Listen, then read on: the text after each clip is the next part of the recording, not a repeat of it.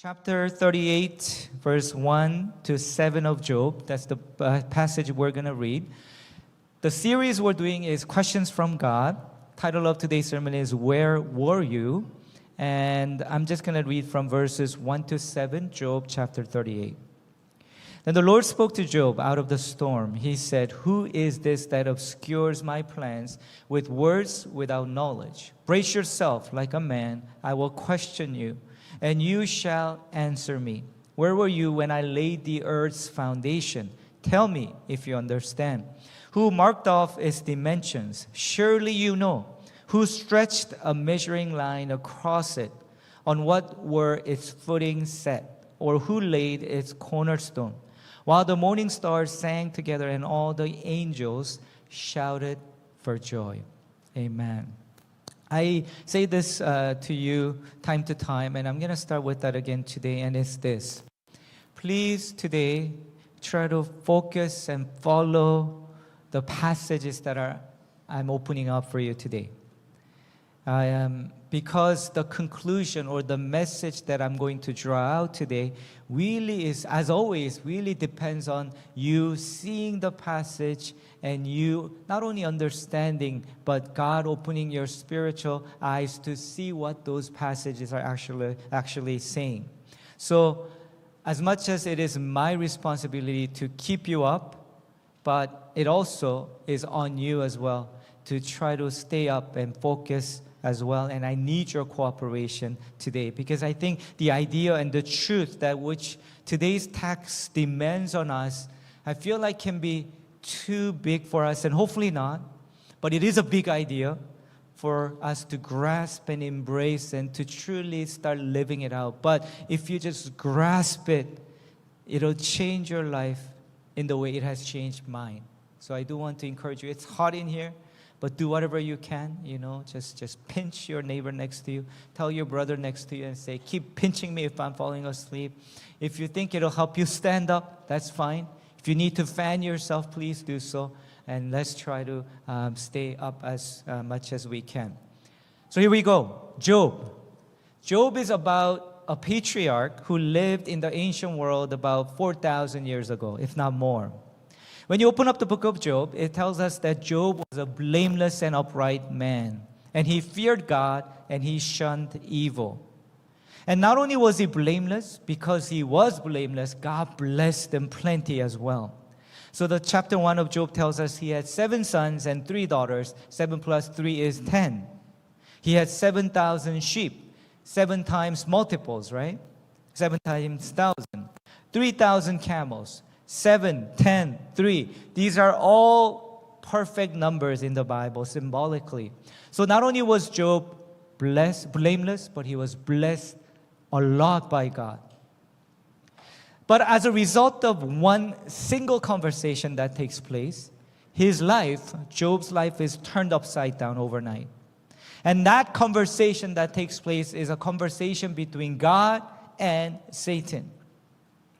God tells Satan, "Have you considered my servant Job? He's blameless. He's righteous. I'm pleased with that one," God says. But then hearing that, Satan says to God, "Well, God, it's because you've given him plenty. And you've given him many blessings. And that's why he is worshiping you and praising you. Just strike him. And he'll start cursing you." So God, hearing that, says, "Oh yeah, you're on. So you go, stretch out your hand, strike everything he has, but just don't touch him." So as a result of that, Job is overnight, everything he had is taken away from him. In a spur of the moment, he loses his children and his possession. And yet, Job tells us that he responds in faithfulness. At this, Job got up and tore his robe and shaved his head. Then he fell to the ground in worship and said, "Naked I came from my mother's womb, and naked I will depart. The Lord gave, and the Lord has taken away. May the name of the Lord be praised." In all this, Job did not sin by charging God with wrongdoing. So that's a wrong reference. Chapter 1, I believe. That's great. Job doesn't curse God, even though he had this tragedy and suffering that came to him. But Satan doesn't accept the defeat. So he goes to God and says again, well, it's because you didn't touch him. If you strike him and his flesh, then he will surely curse you to your face. And God says, you're on again. So that's what happens to Job. And he experiences this extreme physical suffering and hardship, pain. And it's so severe that in chapter 2 it tells us, his wife comes and sees Job and tells Job, are you still maintaining your integrity? Curse God and die. That's what his wife tells Job. But how does Job reply and how does he respond? You're talking like a foolish woman. Shall we accept good from God and not trouble? In all this, Job did not sin in what he said. By the way, those of you who are married, husbands, do not take this verse out of context and take it home and tell your wife, you're talking like a foolish woman, Bible says. Don't do that, because you'll be in big trouble. Oh, we never do anyway, right? Why would we say such thing, right? Because we have the most perfect, amazing wives, right, Jason? Yes. Jason says yes. So Job doesn't curse God. So then his 3 friends come to comfort Job, but they're so shocked by the suffering that Job is going through. For 7 days, his friends cannot say anything, but just watch him. So if we go to the structure of this book, that's the first part of this book.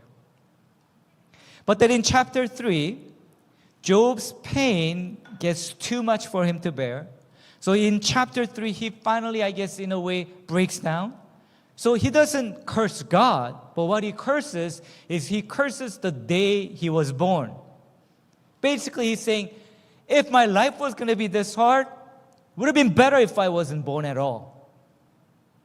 But then his friends, 3 friends who kept quiet until now, when they see Job cursing the day he was born, they start speaking out to correct Job. Because they are like, Job, no, you cannot say that. You shouldn't say that. And what follows as a result of this is a 3 cycle of debates between Job and his 3 friends. And there are a lot of things that are being said back and forth, back and forth, back and forth between Job and these 3 friends. But really, everything they say is really based on this one thing. Job, what's happening with you has happened because of your sin. You may not realize it, but there may be probably sin somewhere in your life that you're not realizing about. So come back to God, repent, and ask God to forgive you of your sin, and you will be okay. You will be restored. It's sin that leads to suffering. It's the doctrine that they had. And they're now bringing this to Job, trying to correct him on where he's gone wrong. And then after the 3 cycles are done of conversation and debate, another person, the younger one, by the name of Elihu, comes and pretty much says the same thing in different way. Job, there must be a sin. God is, training you, disciplining you, so come back to God, all this. But throughout this all conversation and 3 conversation, and this is the longest part of the book, second part, Job, if we can show the table, does not concede. He keeps, go to the next slide, vigorously defending himself. I didn't do anything wrong, Job says. I don't deserve this suffering and hardship. And while he's carrying out this conversation and debate with these 3 friends, he's also carrying out this debate with God too. And he demands God 3 things. Number 1, answer me, God. Why are you punishing me? Job 6:4. The arrows of the Almighty are in me. My spirit drinks in their poison. God's terrors are marched against me. So Job is saying, God, why are you punishing me? Answer me, he demands throughout this entire section. Second thing he asks and demands from God. Why do the wicked prosper? And why do you allow the wicked to prosper, God? Job 21 verse 7. Why do the wicked live on, growing old and increasing in power? God, tell me, you must tell me, why do the wicked prosper while me, a blameless one, you said, is suffering? But most importantly, the third question is the most important one for Job that he asks God and demands from him to answer, and it's this: why are you ignoring me, God, in my suffering? Job 30:20. I cry out to you, God, but you do not answer. I stand up, but you merely look at me. Why do you keep ignoring me, God? So as you see on the table there, second part, that's the second part that goes from chapter 3 all the way to chapter 37. But then next slide comes the final and the third section, which begins this section and is the passage that we read today. And in this third part, God, who had kept silent, finally comes to Job. But instead of answering Job's questions, what God does is he rebuttals Job with the series of questions of his own to Job. Remember those 3 questions? God doesn't answer those questions. He just comes and says, well, Job, I'm here. I'm going to start talking, but let me ask you questions. And he asks a lot of questions to Job, many chapters there. But then you can actually categorize them all into 2 questions. First question is this: Job, where were you when I created the universe?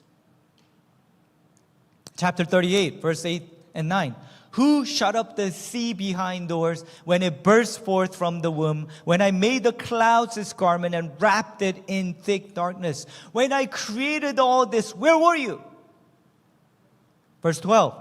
Have you ever given orders to the morning or shown the dawn its place, that it might take the earth by the edges and shake the wicked out of it? Who is in control of the day and the morning coming and ending? Tell me, Job, is it you or me? When I created the universe, were you there? Were you there to help me when I was creating the universe, let alone even as a bystander to watch it happen? Certainly not. You were not there when I created the universe. So tell me, Job, who am I? And he gets pretty harsh. Job chapter 40, verse 1, the Lord said to Job, will the one who contends with me, with the Almighty, correct him? Let him accuse God, who accused God, answer me. This is what God says to Job. And then Job answers the Lord and he says, I am unworthy. How can I reply to you? I put my hand over my mouth. I spoke once, but I have no answer. Twice, but I will say no more. Job's like, oh man, I'm sorry, God, for challenging you and asking you questions and demanding you to show up. But then God doesn't seem satisfied with this answer that Job gives. So God continues on. And then now he asks a series of another questions again. And this time, all these questions had to do this one more thing, and it's this. If you think you can do what I did, please, go ahead, do it. Show me. Verse 6, chapter 40. The Lord spoke to Job out of the storm. Brace yourself like a man. I will question you and you shall answer me. Would you discredit my justice? Would you condemn me to justify yourself? Do you have an arm like God's and can your voice thunder like his? Then adorn yourself with glory and splendor and clothe yourself in honor and majesty. Unleash the fury of your wrath. Look at all who are proud and bring them low. Look at all who are proud and humble them. Crush the wicked where they stand. Bury them all in the dust together. Shut their faces in the grave. Shroud their faces in the grave. Then I myself will admit to you that your own right hand can save you. So what God is saying is, if you think you can do what I did, and if you want to, go ahead. After you take these chaos under control. You create the things in the way I did. Then I will gladly step aside and you can sit on the throne that I am sitting on. Now again, like, why is God so harsh? Didn't Job just say, I'll keep silent? Didn't he say that? But some scholars, what they argue is that first time when Job responds is not out of the willingness of his heart, but he was just kind of like forced into admitting it. So he's kind of like pouting and saying, God, okay, fine, I'll keep my mouth shut. So God wasn't satisfied with that. So now he's going at it again, and he's going at Job again, and he's asking these a series of questions again, all asking, okay, after you do it. Show me, then I'll treat you as the worthy one. So in this second series of questions, that's the point God keeps making. And then he talks about a couple of these, ancient world beasts that these ancient people were kind of like feared. And one of them is called Leviathan, known as like the sea monster creature. And then this is what God says to them about Leviathan. To Job about Leviathan. Verse 1. Can you pull in Leviathan with a fish hook, or tie down its tongue with a rope? Can you put a cord through its nose, or pierce its jaw with a hook? Will it keep begging you for mercy? Will it speak to you with gentle words? Will it make an agreement with you for you to take it as your slave for life? Can you make a pet of it like a bird, or put it on a leash for the young women in your house? Will traders barter for it? Will they divide it up among the merchants? Can you fill its hide with harpoons, or its head with fishing spears? If you lay a hand on it, you will remember the struggle and never do it again. You won't even dare touch that thing. You won't even go near that Leviathan thing. You won't be able to do anything. I don't know if there's a fisherman here or a woman here, but I know at least a couple of you love fishing. I haven't gone fishing many times, maybe 2-3 times in my entire life. Fish a size of my hand and even smaller, I tell you, I couldn't pull it. They are strong. You take that hook and you're trying to pull it, like, why is it so strong? Of course, water and the current too, but it's much stronger than you think it is. So, new fishermen like I am, like, I don't know anything about fish. You're like, this is huge. This fish is the biggest fish I've got. Come out. You're thinking, little fish, what? What just happened? I can't even pull a fish, small fish in, reel it in. And God is saying, do you want to try reeling in a Leviathan? Leviathan, that signifies and symbolizes chaos, which is under my control. You want to try to control it? They're under my control. But if you think you can control it, I'll step aside. You do it. I'll gladly give up my spot for you. You take the throne. You be God. You can do it. Some say that the number of questions that God asked Job in these chapters are 77 questions. Some say 70, others say 60 or more, somewhere in between. But all these questions that God asks Job when he appears really comes down to 2 questions. God says to Job, who am I? Who are you, Job? And if you know the answer to these questions, how should you respond? That's really what God is asking Job. Now, this is not the kind of response that we expect from God in this situation, right? Because Job was a blameless man. He wasn't perfect, but he was still worthy to be called one. And what did he do?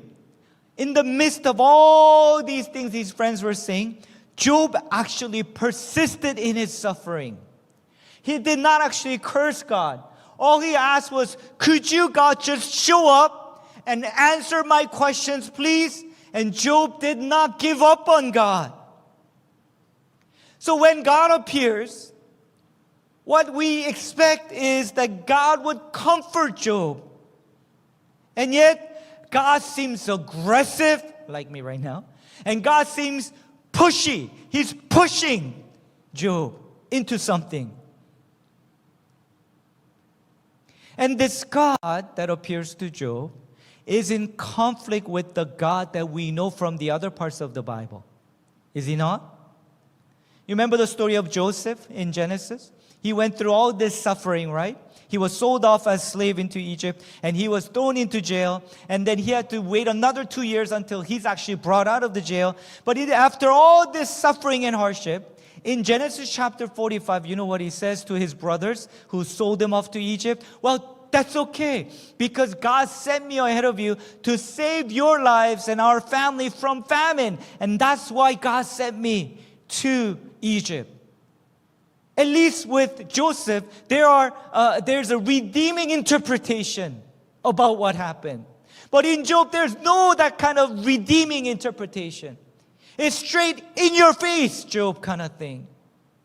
In the midst of our hardship and suffering, that verse that all of us always hold on to and cling on to, that God works for the good of those who love Him. And in the midst of our suffering, we hold on to that God is doing that. In Job, there's nothing like that. God simply just pushes Job into the corner, and I am God, you are not, deal with it. We don't get what we get in 1 Peter. Christians who are persecuted. And Peter says to them, you know what? If you think about the hope, living hope that we have in Jesus Christ and see it through your spiritual eyes, your suffering and hardship will just be a short while. We don't get that in Job. We don't get what we get in Romans chapter 5, where Paul says, not only so, but we also glory in our suffering because we know that suffering produces perseverance. Perseverance, character. Character, hope. In Romans 5, at least we get this encouragement saying, you know what? As hard as it is, God is something good. He is shaping you and molding you, and you're going to turn into this beautiful swan, even if your life feels like you're an ugly duckling. We don't get that in Job. All we get in Job is this. God saying to Job, do you have the right to demand what you're demanding from me? That's it. And God puts Job to silence. And God seems to pry this answer out of Job as much as he was moved to do so. And that answer is this. Job replied to the Lord, I know that you can do all things. No purpose of yours can be thwarted. You asked, who is this that obscures my plans without knowledge? Surely, this is Job talking to God. I spoke of things and I do not understand. Things too wonderful for me to know. You said, listen now and I will speak. I will question you and you shall answer me. My ears had heard of you, but now my eyes have seen you. Therefore, I despise myself, Job says, and repent in dust and ashes. Complete surrender. A little stronger word, complete submission. Even more stronger word, complete defeat on the part of Job. And Job repents. But friends, I'm going to be a little more stubborn than Job here. And I'm going to ask this question by being stubborn. Is this something that Job should have done?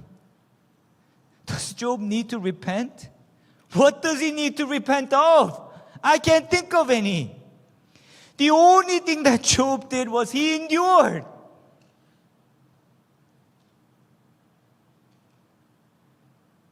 And that's why, in preparing this sermon, I was very hesitant whether or not I should bring this passage to you. Should I wait until the very end of this series, or should I not bother at all? Why? Because I'm looking at this Job moment and I'm asking myself, is this Job moment here too big for you and me? Is this Job moment too big for it to become our moment? Meaning, would we be able to handle this truth? And would I be able to demand this on you? That you would have a Job moment. Is this truth just too big for us to grasp and understand and be touched by? And that's why I asked all our cell leaders last night, as I wrapped up, 11 o'clock at night here, I'm like, guys, please pray for this sermon tomorrow, because I feel like as truthful as this is, and as much of truth this is, this might just be too big of a truth for us, and too big of a moment for us to become, for it to become our moment. Why? Because we're not this generation. We're not Job-like generation of Christians. But I had hesitancy more so because also I felt like, am I spiritually mature enough and to be able to share this with confidence? Yes, I've experienced suffering in my life, but nowhere near Job's suffering. And I don't want to be, one that does not do justice to this truth. And yet, God changed my heart, and here's the reason why. He told me why I should share with you. Because Job, and the story of Job, is not a story of someone who's really far away and very special, which none of us are. That's not Job. It's a matter of degree. But all of us are Jobs. In fact, God changed my heart. And as I was sitting before this passage, I'm like, God, is this moment too big for our people at One Hope? What God showed me was that, no, your people at Hope, they are Jobs too. Why? Because just like Job, you come here week in and week out. You worship God regularly. You serve at church. You are just like Job, who continues to do what you're supposed to do and do it with a willing heart. And yet, just like Job, unexpected suffering and hardship hit you as well. And if things go relatively smooth, just like Job, you and I will continue to just sail along. And what will we do? God is great. We worship Him and we get blessed by it. We get touched by Him. And we just like, God is good. We will continue to serve you. But what God did to Job and for Job was that God brought down, totally demolished that stability in his life. And He brought it down and turned his life upside down. And God does this to Job to bring down what was firmly established in his mind and heart. That framework through which he did all his Christian life, which is, if I'm good, God will bless me. If I don't sin, He will keep me from suffering. But life ain't that simple. So God wanted to bring down that framework that he was seeing it through, and all his friends too. And the same thing happens to us too, right? You and I will sail along too. Why? Because we have a great community of God's people. We have great friends here. We love worshiping God. We like serving Him. And He has blessed us, and we have good family and our children. And we will sail along too. Except that all of a sudden illness hit you. All of a sudden, your business fails. All of a sudden, you lose your job. All of a sudden, your children on whom you invested all your energy, thoughts, and heart and money, they don't turn out so good. And as a result of that, same thing that happened to Job happens to us. All that we live through, all demolished, reframes us. How many of you know this person by the name of Thomas Kuhn? He was one of the most influential thinkers, scientists in the 20th century. And he wrote a book called The Structure of Scientific Revolution. How many of you have heard of it or read that book? All right, wow, very smart man here. The Structure of Scientific Revolution. And even if you haven't read that book, you would have heard this term, paradigm shift. he talks about this paradigm shift. And what he means there is, every, all the development of science, history of science, if you see it, it is divided up into different phases. And what you see is that in each phase, all the group of scientists who do their experiments work out of the same framework that they share. So this is kind of like the worldview that I've been talking about. So they use that same framework to do all their research and experiments and all these things, and you get these results. But then what starts happening is some of the results start contradicting your framework that you are functioning out of. And then it leads to what's called anomalies. How do you say that? Anomalies. Yeah, sorry, my ESL coming out. So what happens then is as group of scientists, you go back again to your framework, paradigm, and then you start examining your paradigm again, and then you realize the paradigm needs to change. So paradigm shift takes place, and as a result of it, you enter into a new phase as scholars and scientists. That's what paradigm shift is. And that paradigm shift anomaly happens as a result of crisis that takes place. That's what exactly happened to Job and his friends. They did not question their paradigm of what God is like. But then because of this crisis, which is unexplainable suffering and hardship that I don't deserve, now Job is now having to go back to that paradigm and say, what's wrong with this paradigm? Am I wrong? Is the paradigm wrong? And through this experience, God changes his paradigm of faith. And through that crisis comes a complete shift of paradigm. And Job finally surrenders and says, my ears have heard you now, but now I see you with my eyes. Meaning, I really believe now what I say. When I said, I'm sorry, I was just saying it, but now I see it, God, because you are God who is the creator, and I am not. I am so small, insignificant. You are God, I am not. I am not. So in the midst of unexplained suffering, you are still in the right, Job says. And he realizes, no matter how big a country is, to God is so small and insignificant. It's just a speck of dust. No matter how powerful a person or leader is that we look up to, before God, this leader is just an ant, small little ant. And if God didn't pay attention to us, we would not even be noticed by God.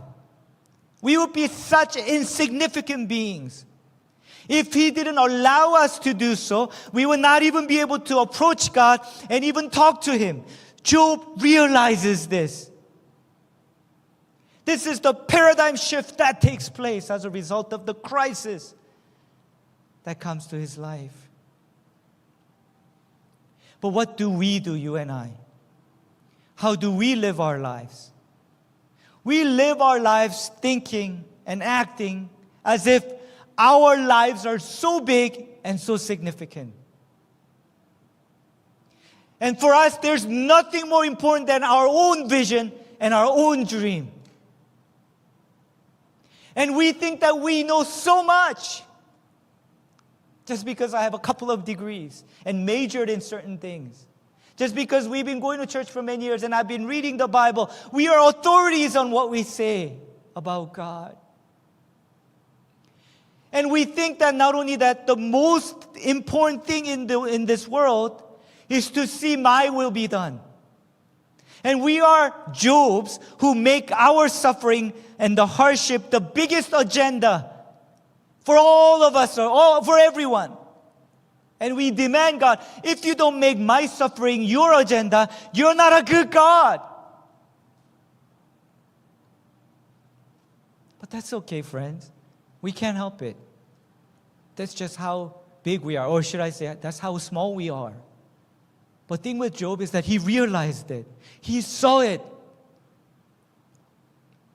If this sounds harsh, let me just say that that's at least what I was like. And that's why I had a lot of complaints about my life, my path. Why isn't my ministry opening up? My vision and dream, why aren't you making it happen, God? You're the one that gave me this vision, and yet why is it not happening? And when I was going through this tough time, the most important thing in this universe, as far as I was concerned, was me and my agenda. And if I was suffering and going through hardship, and if God didn't pay attention to it and didn't make it His agenda, I'm thinking, God, why are you so bad to me? But a paradigm shift occurred when the Job moment occurred in my life. And when I just by the grace of God, just got to see who this God is and who I am, I couldn't help but just say to God, God, just thank you. Thank you that I'm alive. Thank you that I'm even a pastor for this church. You see, the fact of the matter is, if I disappear today, this church will go on. God will just bring another pastor in. And many of you won't even notice that I'm gone. I hope you do, at least for a couple of days. That's how insignificant I am. And yet, this big God gave me this purpose, vision, ministry. All I can say is thank you. Thank you. Paradigm shift occurred. But you know how it started? For me, with the crisis too.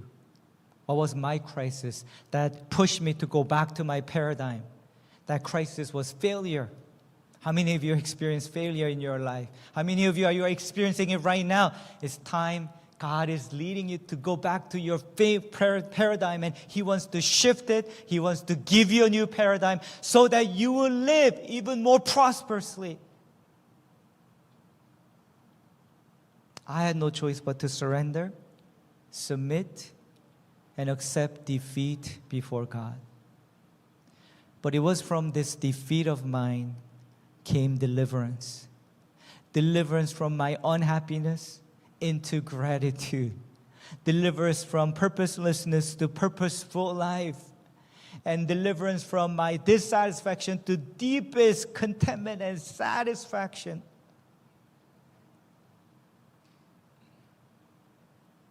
Can I pray to you this way? What Job is showing us is this. Listen carefully. You and I are very valuable. We are valuable. But remember, you and I are not that important. Can I say that? Maybe this is a better word. You and I are really valuable. But you and I are not that significant in the universe scheme of things and before God. So don't try to be so important. Don't try to be so important and act so all angry and pouty if you don't get treated like an important person. We are valuable because God takes so much joy over us. And yet, we got to realize that before God, we're not that important. Again, if I'm gone, doesn't make any difference in some ways.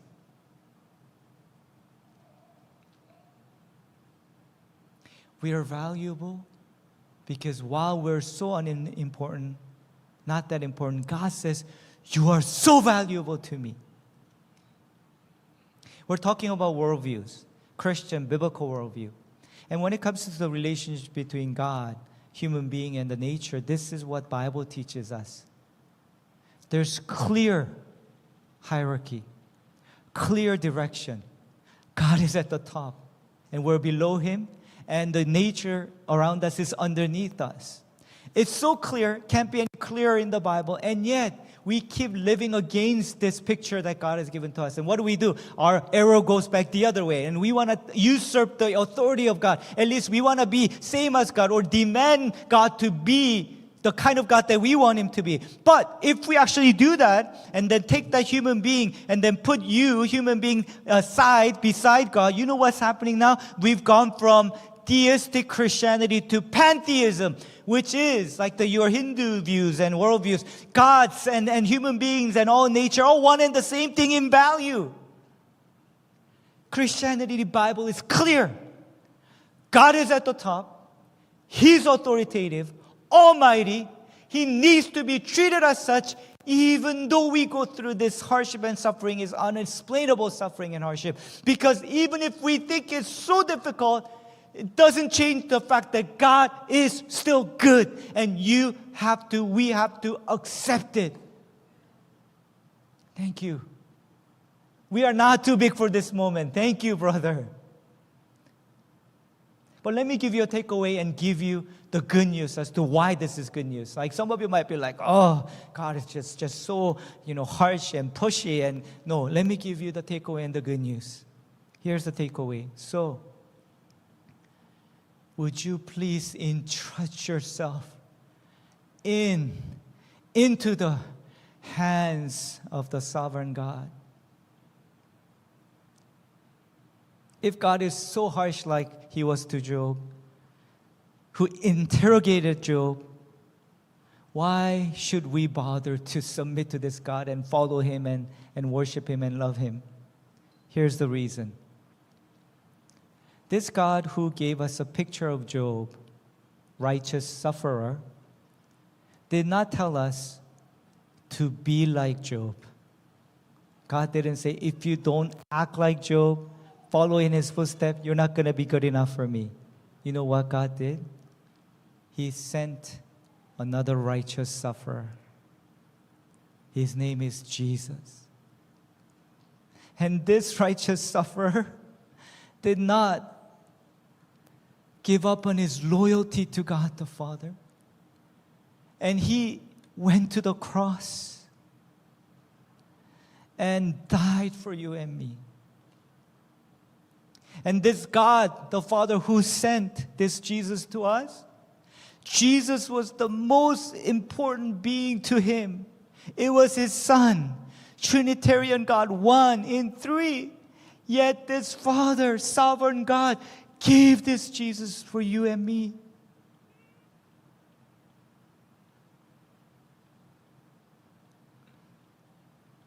So we may not understand everything. This God in His sovereignty who gave this Jesus to us in the midst of our suffering can be trusted. We can trust Him. And we can trust in His sovereignty. See it through the cross of Jesus. Your suffering, your hardship. May not be able to understand everything, but you will have one thing for sure. This sovereign God is not harsh, mean, angry, pushy. This God of sovereignty is a loving God. Loving God. That's why sovereignty of God is good news. I asked this question, what is salvation? Salvation, to borrow the phrase, is a paradigm shift that takes place. But I want to borrow from his title, his book. And I'll say this. Salvation is not just paradigm shift. Salvation is a revolution. Salvation is not mere renovation. It's not us just trying to renovate something about us. Salvation is revolution that takes place. Salvation is not even innovation. You know, we come to church like, is there something innovative, idea that I could take so that I could make my life better? Salvation is not even innovation. What is it? It's a revolution of the kingdom that is initiated by the gospel of Jesus Christ. The gospel of Jesus Christ infiltrates into the heart of someone, and from there, revolution takes place, eruption. Not ER, eruption, IRR, inner explosion takes place through the gospel. Revolution takes place. Now as a result of that, eruption takes place. What comes in, gospel, is now erupted out into the world. That's what gospel and salvation is.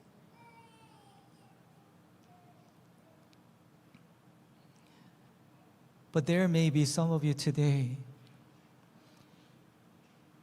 who needs a revolution. Not just some renovation about your life, but revolution, something, shift that revolutionizes the way you think and see. The whole paradigm, framework needs to change for some of you. I pray that if that's you, God in praise time, prayer time, would open your eyes, then you will see just how it happened to me. So I just see now. I just see how big this God is. And I'm so nothing, and yet I'm in His sovereign hands and plan, and it's just happening. All these things are happening. I pray that God would open your eyes to see that today. Because, let me end on a happy note. Why this sovereignty of God, when you throw yourself into His hands this way and just submit, and why this is so amazing, is because when you do that, you begin to ride the wave. Do you know that I started surfing? I did. I can't even swim, but I started surfing. Not the real surfing in Hawaii. I'm talking about spiritual surfing.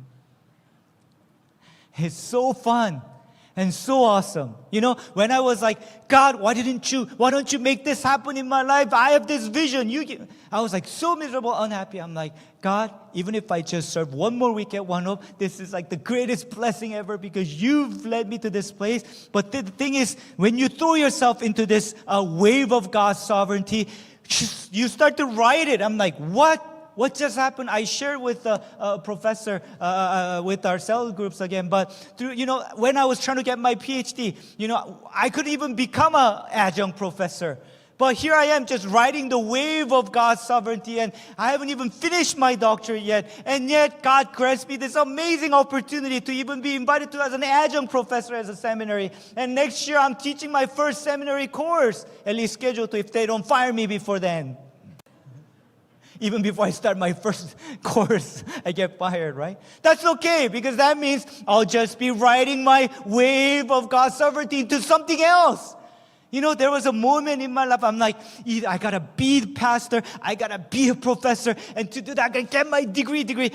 Crisis comes, my degree failed, I didn't get it, my PhD. I give up, I surrender.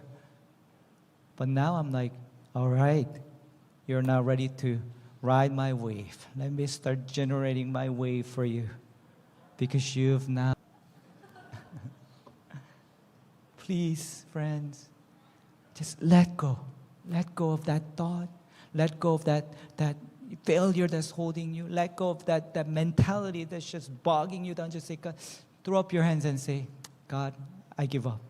I surrender. Now, take me wherever you want me to go. And let me ride the wave of your sovereignty into your glory and joy. One last thing, as the praise team comes up, there may be some of you, if you feel like, but I still want to resist. I don't want to give in. And I want to tell you this. Do that. That's okay. Don't fake it. Spiritual life and relationship with God is something you should never fake it. And you know why? Because I'm confident in God. If you actually read the story of Job, you know why these three friends keep talking so much? Because they're worried. They're anxious. Why? Because, oh no, our blameless friend Job, who should be a godly man, he's going to give up on his faith. Oh, we should jump in and tell him, you're wrong, Job. Don't think that way. That's us. God keeps silent until chapter 38. He's not nervous. He's confident. Okay, you keep talking. I'll come in when I need to. So that's okay. If you want to keep resisting, keep wrestling with them, because you know what I have faith in and confidence in? I have confidence in my God, and that He will win that battle with you. He will win. I have no doubt about that. And that's the hope and faith that all pastors must have, and I do have that God's going to win out in that battle He is engaged with you. So don't rush it. Just if you think that, no, but God, I'm still in Job, not 42 of Job, but I'm in chapter 6, chapter 3. I'm still cursing the day I was born. That's okay. Just go to God today. Start wrestling. God will still hold on to you, and He is still holding on to you with His hands of sovereignty. If you believe it, would you stand up with me? And let's sing our song today, I Surrender. And if your heart is ready to do that, would you surrender? Let's sing it together.